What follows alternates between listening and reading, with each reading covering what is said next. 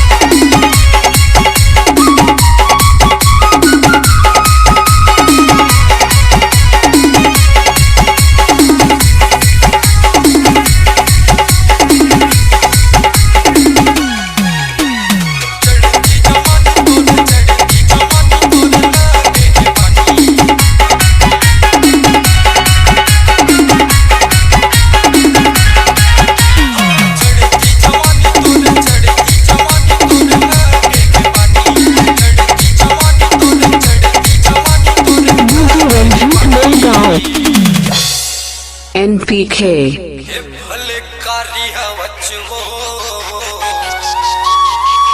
ये भले कारी हवच वो माँ कसम साथ दिलवानी हवच भले कारी हवच माँ कसम साथ दिलवानी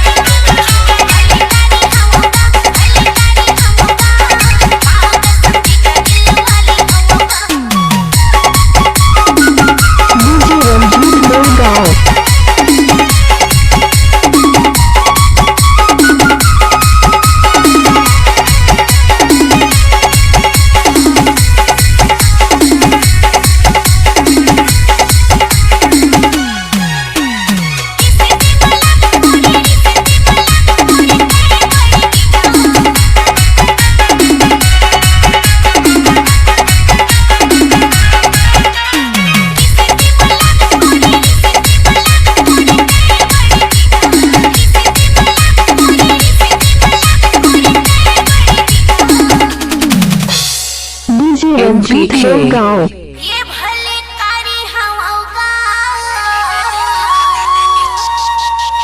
ये भले कारी हवगा सब जीजा दिल वाली हवगा भले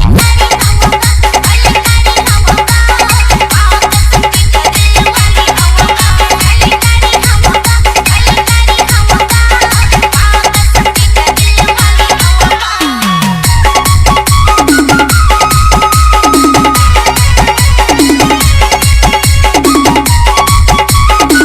ranjeet mohgaon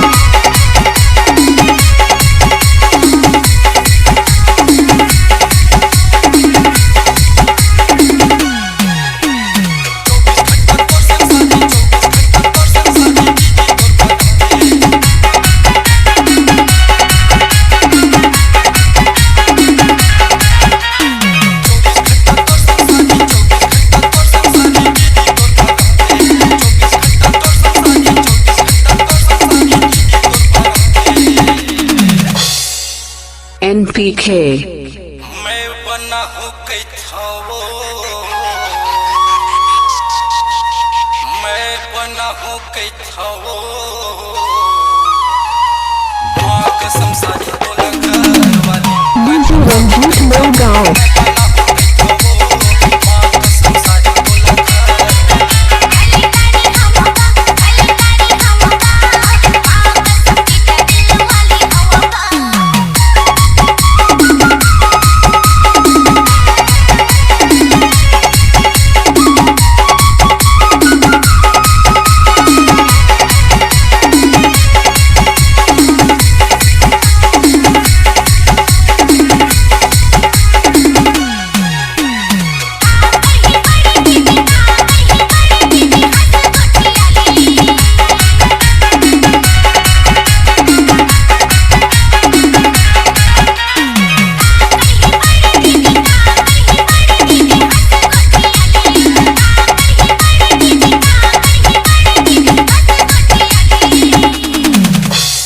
NPK. हे सारी घालो होतेगा हे सारी घालो होतेगा माँ कसम जीजा आधा घंटे वाली सारी घालो होतेगा सारी घालो होतेगा माँ कसम जीजा आधा घंटे वाली DJ Ranjeet mohgaon.